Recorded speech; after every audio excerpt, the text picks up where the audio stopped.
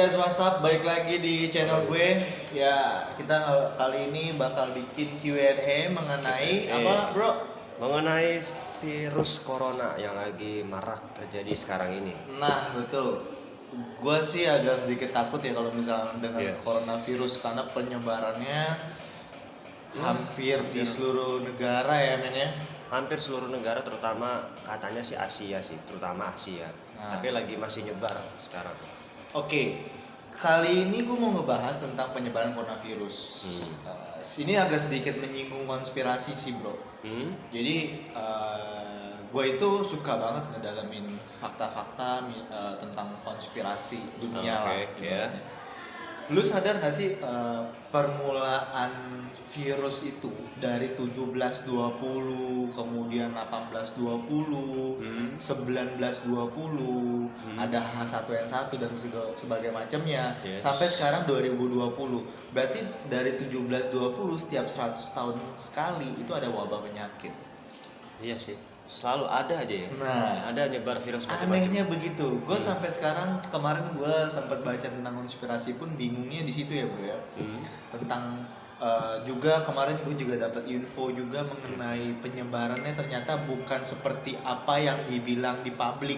Jadi artinya sebenarnya bukan hanya 1.000-2.000 orang yang kena, tapi menurut gue lihat fake-nya, faktanya itu 100.000 orang yang udah kena.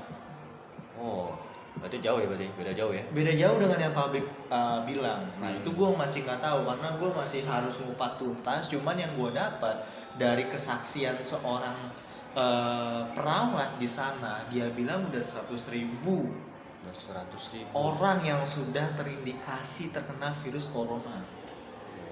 Lu bisa bayangin nggak? 100.000 orang bisa keluar dari negara itu, terus masuk ke negara kita atau ke negara manapun, penyebarannya ini cepet begitu gitu. Ya, namanya virus kan kena ya cepet pasti. Oke. Nah, yang gue mau nanya, pencegahannya apa kalau menurut lu nih tentang udah 100.000 begitu orang yang kena, kemudian kemarin WNI baru tiba di Indonesia dari sana, pencegahannya sebagai kita yang negatif virus itu apa yang kita harus ambil kesimpulan? Kalau mencegah ya, jujur gue sendiri kan belum ngalamin ya namanya kena virus gimana. Cuma gue iseng-iseng baca nih gue dapetnya. Ya utamanya sih poinnya adalah jaga kebersihan sih. Kebersihan ya. Jaga kebersihan. Jadi ya biasanya kan namanya kita orang Indonesia kayak ya simpelnya aja deh makan, kita main makan gitu kan ya. Kita cuci tangan dulu gitu kan, apalagi kalau di restoran kan, di tempat umum kita kan nggak tahu kan, misal kayak sendok atau garpu ya biasanya kan kita suka lap dulu atau gimana gitu kan. Dan juga kalau misalkan cuci tangan juga nggak usah cepet-cepet gitu ya, agak bersih lah, bukan misalnya kita cuci tangan juga sembarangan kan, cuma plak selesai gitu kan. Betul, berarti dari segi kebersihan ya. Ya, dan juga kalau misalkan andai kita ketemu orang yang sudah terjangkit virus, ya kalau bisa kita bukannya nggak mau ketemu atau gimana ya, cuma daripada kita kena, mendingan ya kita jangan eye contact gitu. Pokoknya kita jangan jaga jarak lah kita sama orang yang sudah terjangkit gitu. Oke, berarti pencegahannya itu harus jaga jarak ya, Jaga atau jarak. Jangan langsung eye contact ya. Ya, Oke. tapi bukan berarti kita nggak mau ketemu, cuma ya daripada kita kena lagi kan nambah penyebaran juga. Betul.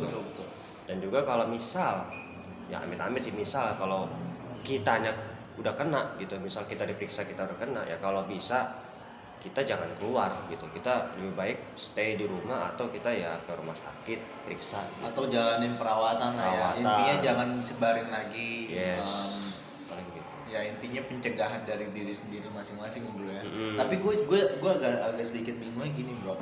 Kan kita juga jarang tuh tahu ada orang di publik tiba-tiba dia memang udah kena atau bagaimana, terus tiba-tiba bersentuhan langsung aja katanya itu udah melakukan penyebaran virus. Iya, karena virus tuh kita cuma ya itu dia tadi, kita eye contact aja ya, kita nggak tahu cara kerja virus itu kan secara nggak kasat mata bekerja gitu kan. Betul. Atau kita kena aja gitu.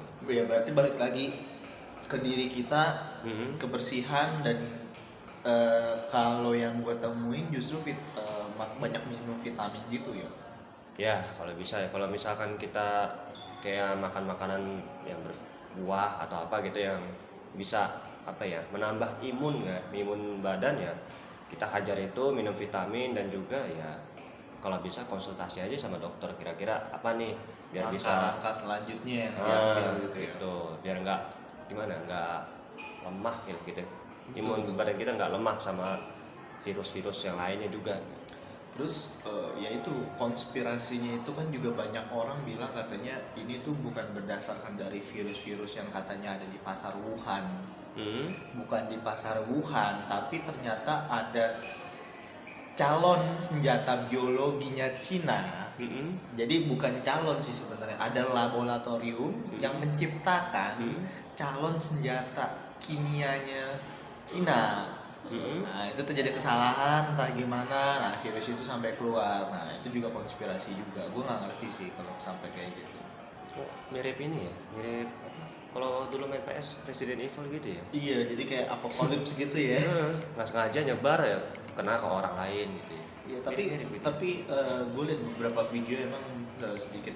Iya, meskipun gua sendiri nggak terlalu ya udahlah kalau kena virus pasti bisa sembuh gitu kan. Kadang kan yang diberitain kan sembuh ada orang. Ada ya sembuh. Cuman maksudnya kalau lu lihat-lihat di Instagram atau di sosial media lainnya, ada yang orang berdirinya tuh sampai berdiri jatuh tiba-tiba. Oh berarti Jadi bener-bener kayak udah lemah banget ya. maksudnya nyerangnya tuh sampai kayak begitu gitu. Ya lu kan bisa kontrol diri lu nih. Iya. Tiba-tiba lu kayak dibilang vertigo gimana ya, nggak geletak gitu. Itu yang gua masih nggak habis pikir sih. Ya itulah gimana ya, virus itu kecil-kecil tapi tuh kalau sekali udah kena badan kita, nyerang badan kita tuh ngeri juga gitu loh. Dan kita nggak mikir apa, tahu nyerang syaraf, tahu nyerang ke otak. Jadi penyebaran yang gitu. Jadi yang meninggal itu yang kemarin gue lihat beberapa negara punya video ketika memang ada orang Cina yang datang, orang Chinese yang datang dari Wuhan asli ya. Ada yang datang kemudian langsung disterilin kayak Singapura kan sterilinnya. Gue lihatnya agak sedikit merinding gitu, serem bukan gimana ya. Kayak wah ini wabah apaan gitu ya kan. Tapi untungnya Indonesia enggak sama sekali, dia memang udah secure dari awal. Dia nggak masuk di kategori penyebaran. Tapi beberapa negara kayak Jepang, Asia, Thailand, Vietnam itu kena tuh. Tapi Indonesia enggak. Tapi kalau nggak salah ada kan yang di video udah lagi viral tuh, yang warga ini Indonesia datang tuh ke airport itu disemprotin. Iya disemprotin. Walaupun nah itu gue sukanya sama negara kita nih udah mulai ada pencegahan walaupun jemput WNI-nya ada yang bilang kelamaan lah komentarnya. Ya, ada kelamaan. Tapi menurut gue ya Indonesia sendiri mengikuti sistem dunia. Ya WHO lah, WHO yang menjamin kesehatan gitu. Karena WHO memang terpercaya untuk mengobati kita. Yes. Nah, kalau kita ke dokter, dokter bikin obat itu kan berdasarkan WHO dong. WHO. Iya kan. Kalau WHO nggak menurunkan ya lo nggak bisa minum obat gitu kan. Soalnya kan ini virus juga bisa dibilang ini virus mendunia juga, jadi mau nggak mau kita ikutin. Nah akhirnya kan kemarin kan WHO itu mengumumkan bahwa dunia punya masalah tentang kesehatan gitu loh. Jadi akhirnya mulai dari semua negara ditarik-tarikin kan warga negaranya. Nah yang gue suka dari Indonesia double check, bener-bener triple check. Jadi dia bener-bener mau safety buat penduduknya. Pada saat dia sampai disterilin lagi, sebelum dia sampai pun dicek memang nggak ada, aman. Berarti memang imun orang Indonesia itu lebih tinggi bro. Wah iya. Nggak ya? Nggak juga ya. Ya kalau kita lihat pekerja kita kan kalau makan pakai tangan sehat-sehat aja sekarang ya. Betul. Nah makanya dari situ gue bisa narik kesimpulan Indonesia ini mulai safety-nya ada lah gitu loh. Intinya ya, mulai peka lah kalau ada something terjadi. Mulai gitu. mau melindungi penduduknya. Nah cuman gue agak sedikit kecewa dengan penduduk yang ada di Natuna-Natuna. Bukan yang ada di Natuna sih, maksudnya ada beberapa orang-orang yang mungkin gue juga nggak bisa salin mereka juga karena mereka sendiri kan takut. Ya kalau misalkan posisi kita nih ada di Pulau Natuna deh sebagai pulau yang menghandle lah ibaratnya yang mengkarantina virus ini, ya pasti ada ketakutan. Ya virus ini bisa keluar, bisa gimana. Nah makanya itu bentuk masyarakat penolakannya seperti itu. Gue nggak salahin juga. Gitu. Jadi ya selama kita masih manusiawi ya gue nggak bisa salahin. Cuman gue salut juga sama menteri kita kesehatan, dia bisa menenangkan orang juga, bisa menenangkan segala sisi. Dimana kita harus ambil positifnya, itu sih yang gue appreciate. Ya karena kan banyak juga kan berita-berita yang katanya kan kalau kita di Indonesia kan ada beberapa area-area yang keturunan Tiongkok, kayak misal kemarin dapat berita kan di Pluit ada banyak datang dari China udah kena katanya, ada dari misalkan orang pulang ke Kelapa Gading ada yang kena gitu kan, padahal ya itu hoaxnya itu makanya maksud gue gini sih sebenarnya yang gue bingung juga tentang hoax juga, maksudnya lu udah tahu orang lagi kena musibah, lu bikin hoax forward gitu, apakah lu nyari pamor, lu nyari trending, gue nggak ngerti. Malah nambah-nambahin, jadi malah lu nambah-nambahin, sebenarnya itu benar-benar nggak kebantu banget sih, lu malah membuat mental suatu negara itu turun. Ya gue tahu ya mungkin beberapa orang punya persepsi lu bisa nurunin mental negara, ya lu punya kepentingan pribadi, tapi gue nggak bisa salahin juga. Setahu gue ya kalau bisa jangan kayak gitulah ya nggak sih? Ya kalau gue pribadi sih ya gue juga nggak tahu juga sih ini apa benar atau enggak, cuma ya kalau kita dapat berita seperti itu ya lebih baik ya kita ikutin aja, misal kayak gak usah share lagi lah, lu mungkin bisa lihat doang, ikutin aja gitu. Iya, jadi kita kalau lihat gitu ya anggap aja jadi peringatan aja, oh yaudah gue mesti hati-hati deh, gitu aja sih kita. Kadang hati-hati. Beberapa orang itu kan penerimaannya nggak kayak kita. Ya. Mungkin orang beberapa yang main percaya udah lihat gini main percaya, terus jatuhnya lu nimbul perasaan rasis. Betul. Bener nggak sih? Yes. Jadi kayak misalnya gue lihat lu nih, lu Chinese nih, wah gue mesti hati-hati. Nah, jadi rasis begitu. Kemarin gitu kan? Hah? Ada yang kayak gitu di rumah gue, makasih. Wah lu Cina ya? Wah tutup muka, apa? Lu kena kan corona? Wah enggak. Ya ampun segitunya gitu loh. Sampai maksudnya kalau bagi keluarga sih bercandaan, cuma maksudnya orang luarnya itu loh, yang menanggapinya jadinya, wah gue mesti hati-hati, gue ini gitu. Nah itu sih yang gue masih ini. Gue kemarin pada saat gue tahu corona itu berbahaya itu setelah gue lihat IG beberapa hari sesudahnya orang jatuh gitu langsung kayak gitu, terus penyebaran di semua negara. Gue sampai mau beli masker yang lu tau nggak 3M yang N95 yang lain hits tuh, yang itu yang masker yang putih. Harganya satu box itu 1 juta. Buset, segitunya ya. 1 juta pak. Kalau gue lihat di online sih dari Gopay hampir 1 juta. Nah ya gue sampai mau beli itu gitu. Gue bilang kesehatan itu nomor 1. Tapi balik lagi pas gue lihat dari sentuhan aja lu udah bisa kena gitu loh. Jadi itu kan jadi segala sesuatu balik lagi gue setuju sama lu, kebersihan nomor 1. Ya yang penting kita sih kalau sekarang lebih jaga kesehatan aja sih, jaga kesehatan, jaga kebersihan, karena kita nggak tahu namanya ini kejadian sekarang ada virus atau apa ya kan, kita nggak tahu tiba-tiba kita kena atau apa. Makan juga kita jaga ya kan, jangan sembarangan gitu. Dan juga yang lebih parahnya lagi ini kan virus corona nggak cuma manusia aja yang kena kan, bisa aja ya binatang, hewan. Nah berarti hewan gitu. Terus gue lihat lagi ada lagi, ini gue kupas habis ya tentang virus corona. Jadi dari binatang-binatang gue lihat di pasarnya memang secara logika mengesampingkan yang tadi gue bilang tentang konspirasi, tentang ada laboratorium atau apapun itu.